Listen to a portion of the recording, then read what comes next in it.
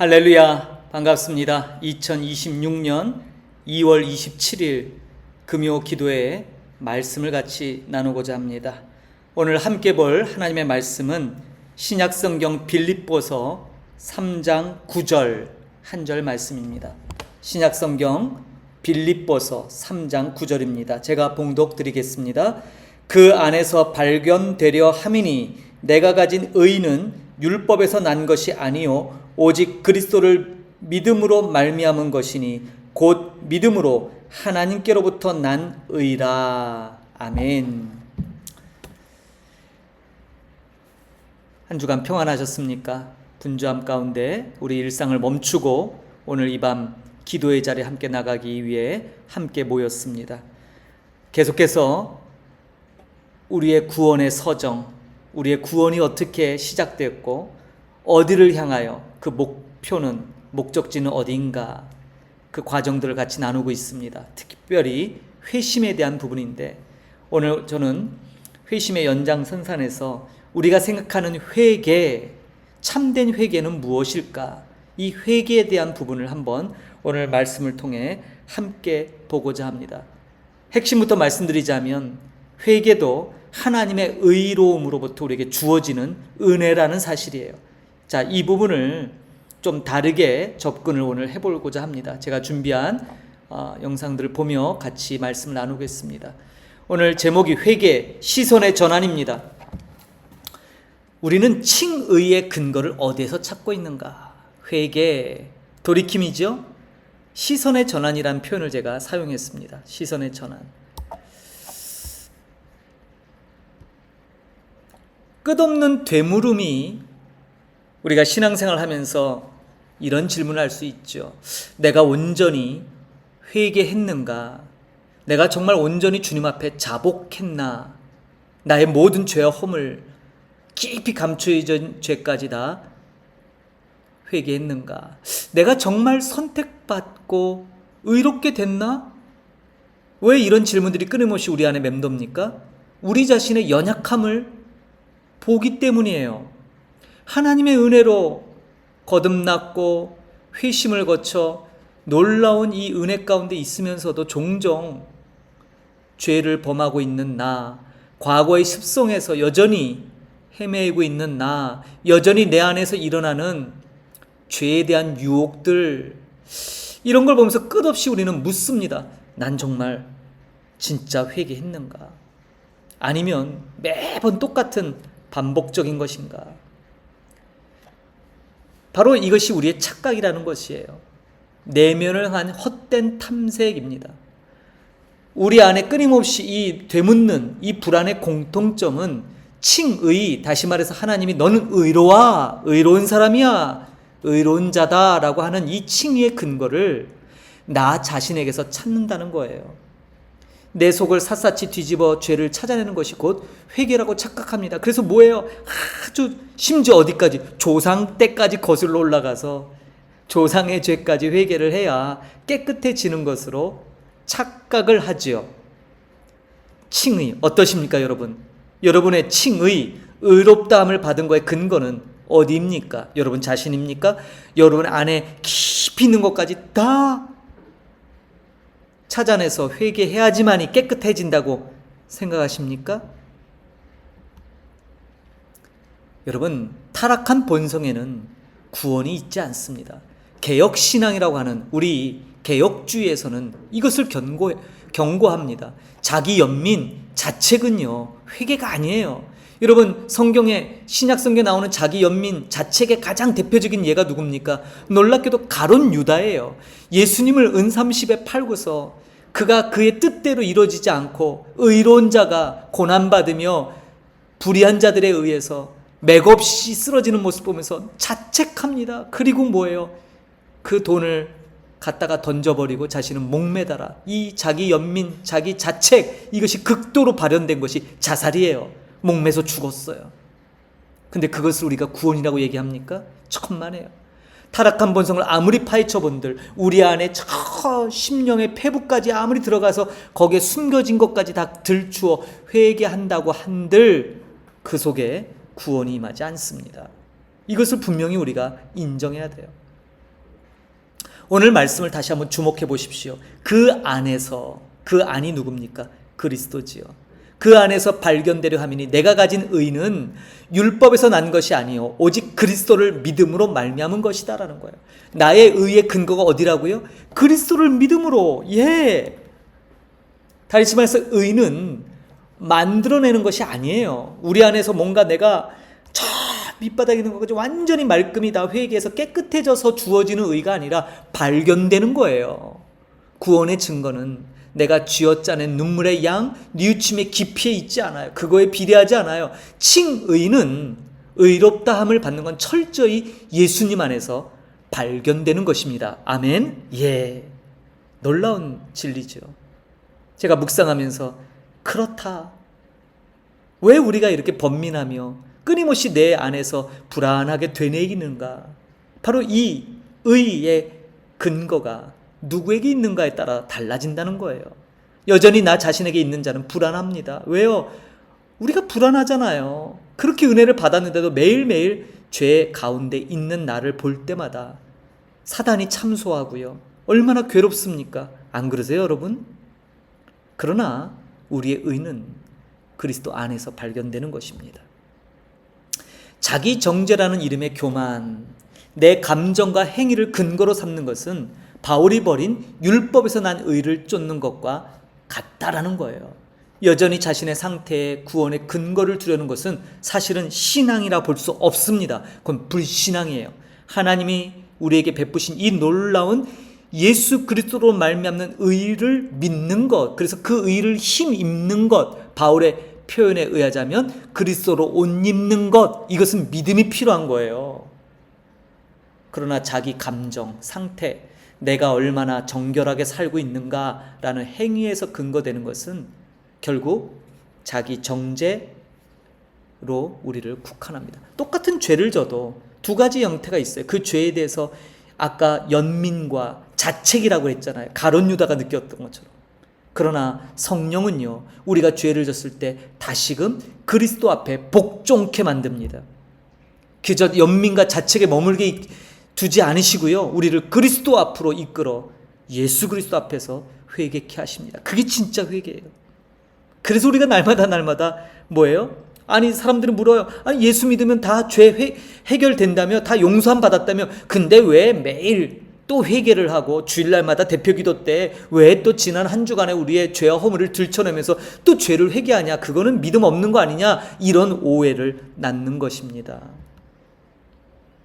깊이가 아니라 방향이다라는 말을 던져드리고 싶습니다.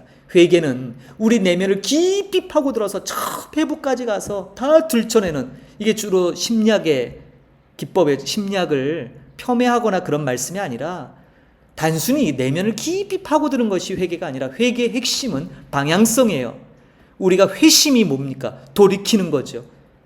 내가 주인 됐던 것을 이제 예수 그리스도가 나의 주인이 돼서 하나님께로 나의 삶의 모든 목적과 삶의 이유와 모든 에너지가 그분으로 향하여 터닝, 돌아서는 것. 그래서 내 속을 들여다보는 것, 그게 아니라 우리의 시선을 밖으로라고 여기 했지만 누구에게로? 그리스도에게로 돌리는 것이죠. 우리의 시선의 대장은 오직 예수 그리스도십니다. 참된 믿음은 나의 비참한 상태에서 눈을 돌리는 거예요. 나의 비참한 상태를 들춰내는 건 물론 필요하지요. 그 나의 비참함을 알아야 은혜를 갈구하게 되잖아요. 그러나 이것은 성령께서 하시는 일이지 내가 의도적으로, 그래서 잘못 이것을 적용하면 굉장히 뭐예요? 복음적인 복음율법주의라고 들어보셨나요? 이게 일종의 복음에다가 율법을 가미시킨, 사도 바울은 이것을 다른 복음이라고 얘기했어요. 이것은 저주받아 마땅한 일이라고, 참된 복음이 아니라고 그렇게 얘기했거든요. 근데 그런 형태가 양상됩니다. 참된 믿음은 나의 비참함에서 눈을 돌려 우리의 시선의 대상이신 예수 그리스도께 온전히 고정시키는 거예요. 온전히. 회심, 그래서 마음의 돌이킴, 고개를 들어 그분을 보라. 나의 비참함을 깨달았다면 그 즉시 완고한 마음을 돌이켜 실제적으로 하나님을 향해서 돌아서는 것이 참된 회개를 통한 회심이에요. 그리고 청교도들, 우리의 믿음의 선진들은요, 이 회심의 사건을 그래서 단회적인 사건으로 보지 않고요. 중생은 단회적이지만 이 회심은요, 계속해서 우리의 삶을 이끄는 원동력이 되어야 된다고 봤어요. 그래서 이 진짜 회심이 됐는지를 오랜 기간 동안 지켜보았다고 거듭거듭 제가 강조 말씀을 드리는 겁니다. 자, 로드십의 교체 어떠세요? 진정한 회심은 내 마음의 왕자에서 내려와 그 자리를 예수께 온전히 내어드리는 항복, 서렌더라 그랬지요. 로드십입니다. 제가 비유 들었던 아주 고급 카페, 내가 운영하는 고급 카페에 예수님이 존귀하신 분이 손님으로 왔어요. 그래서 그분을 아주 깍듯이 영접하고 극진하게 대접하지만 여전히 그 가게의 주인은 나라면 그것은 로드십의 교체가 일어나지 않은 거예요. 그러나 반대로 내가 훌륭해 갖고 오는 가게, 정말 내가 경영하고 있던 것, 근데 주님이 오시니까 주님이 주인이십니다. 주님이 여기서 주인이세요. 이 로드십의 교체가 일어났을 때 비로소 뭐예요? 경영을, 통치를 그분이 다스리고 그분의 통치에 내가 순종하는 삶. 이 로드십의 교체야말로 이것이 바로 진정한 회심의 결과이지요. 그러므로 오늘날 우리가 가장 경계될 게 바로 이 감정적 카타르시스예요. 카타르시스 뭔지 아시죠? 희열을 느끼는 거예요. 찬양을 부를 때도 막 몰두하다 보면 카타르시스를 느껴요. 기도할 때도 깊이 있는 기도를 하면 카타르시스를 느껴요. 뭔가 좀 우리의 심령 상태를 꿰뚫어보는 심리학적인 요법을 하면 우리 안에 이 지식, 나를 알므로 얻어지는 카타르시스를 얻어요. 근데 거기까지예요. 내 속을 뒤집어 까는 헛된 수고를 멈추십시오라고 지금 이렇게 표현됐는데요. 어느 정도 필요할 수도 있겠지만 결국은 뭡니까? 인간 안에서는 소망이 없음을 인정하는 겁니다. 오직 십자가 예수 그리스도만을 시선으로 집중하며 그분의 의를 갈구하고 그 의를 옷 입는 것만이 참된 회개의 모습이에요. 이것이 빠져버리면 자칫 우리의 신앙이 아주 세련된 종교, 세련된 율법, 복음 율법주의로 흘러버리게 되는 것입니다.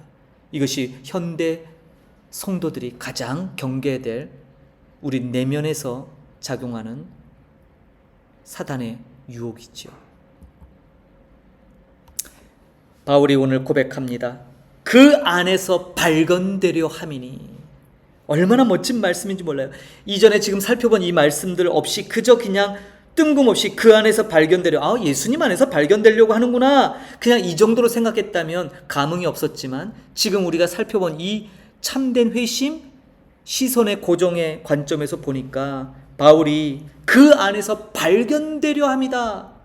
이 말이 얼마나 위대한 고백인지 우리가 동감하게 됩니다. 오직 그리스도를 믿음으로 말미암은 의를 붙잡는 것. 바울은 적어도 저와 여러분보다는 훨씬 더 탁월한 의의 소유자였어요. 그러나 그가 붙들었던 그 의는 바로 유대교에서 말하는 율법적인 의, 자기로부터 비롯되는 의였어요. 그는 평생 그것을 붙잡았고 그 신념으로 예수 믿는 사람들을 핍박하며 쫓아다녔던 거예요. 그러나 살아계신 실존하시는 예수님을 만나니까 그 자기가 붙들었던 그 율법으로 말미암는 의가 얼마나 불가하고 얼마나 말이 안 되는지를 깨닫게 돼요. 아무리 발버둥 쳐도 완전할 수 없는 그 의, 그러나 예수님 안에서 발견되는 그 의는 너무너무 놀라운 거예요. 자기가 어떻게 예수님을 핍박했던 자기가 어떻게 예수님의 택한 나의 그릇이다, 주님의 택한 사도가 되어 이방인을 위한 일꾼이 됐는지 돌이켜보면 바울은 전율을 느끼지 않을 수 없었겠죠. 여러분, 적어도 바울이 느꼈던 바로 이러한 그리스도로 말미암는, 그리스도에게서 발견되는 그 의로 말미암아 전율을 느껴보신 적 있으세요? 이게 우리에게 오늘날 필요해요. 처음에 그 은혜를 주셨어요, 성령이. 근데 살다 보니까 잊어버려요. 당연시하고요. 오늘도 저 여러분이 하나님 앞에 설 수 있는 유일한 근거는 그리스도의 의를 옷 입었기 때문인 줄 믿습니다. 이거 외에는 없어요. 이것 때문에 하나님께서 우리를 의롭게 보시고 우리를 귀하게 보시고 우리를 예수님처럼 존귀한 자로 여기시는 건데, 이게 벗겨져 버리면, 이게 빠져버리면 뭐예요? 결국 또 우리는 율법으로 회개합니다. 복음이라는 것으로 치장된 복음 율법주의로 또 빠져버려요.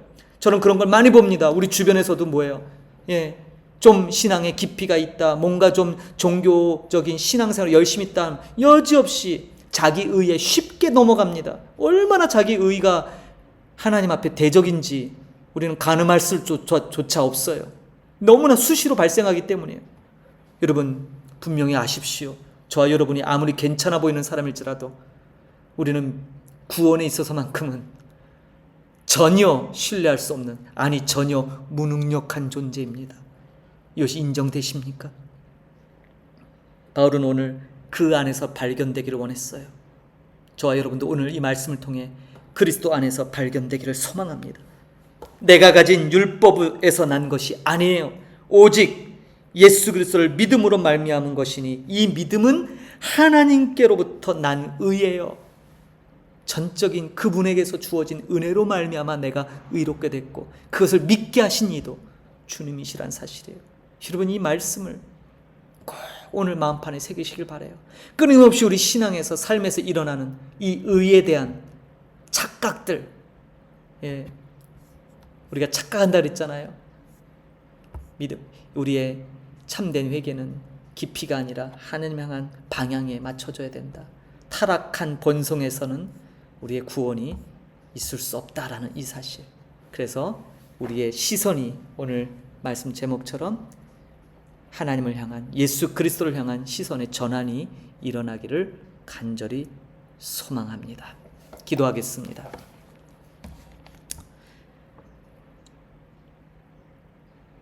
바울은 내 주 그리스도 예수를 아는 지식이 가장 고상하기 때문에 내가 그를 위하여 모든 것을 잃어버리고 배설물로 여김은 그리스도를 얻기 위함이라고 고백했습니다. 그리고 또한 그 안에서 발견되려 함이라고 자신의 삶의 정체성, 존재 이유를 찾습니다.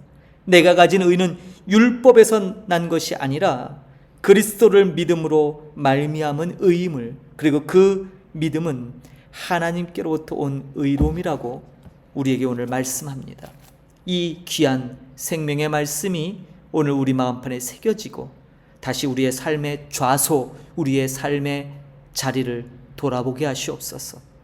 하나님을, 예수 그리스도를 향한 시선의 전환이 그 무엇보다 필요한 때인 줄 믿습니다. 우리에게 은혜 베풀어 주시고 이 말씀 힘입어 오늘 이 밤에도 기도의 자리로 나갈 때 주여, 주님께로 향한 우리의 시선이 다시 교정되고 다시 그리스도로 말미암는 의로 말미암아 성령 충만함에 이르도록 역사하여 주옵소서. 감사드리며 존귀하신 예수님의 이름으로 기도합니다. 아멘. 귀한 말씀 같이 나눴습니다. 빌립보서 3장 9절 말씀을 붙들고 오늘 기도의 자리에 나가 저와 여러분의 또 우리의 아랠 것들이 있잖아요. 하나님께 이 놀라운 은혜를 선물 받았지만 또 우리의 삶에 여러 가지 부르짖어야 될 것들이 있죠. 그런 것들을 그리스도 안에서 찾으며 주님 앞에 간구하는 귀한 시간이 되기를 축복드립니다. 다음 주에 3월이군요. 3월에 다시 뵙도록 하겠습니다.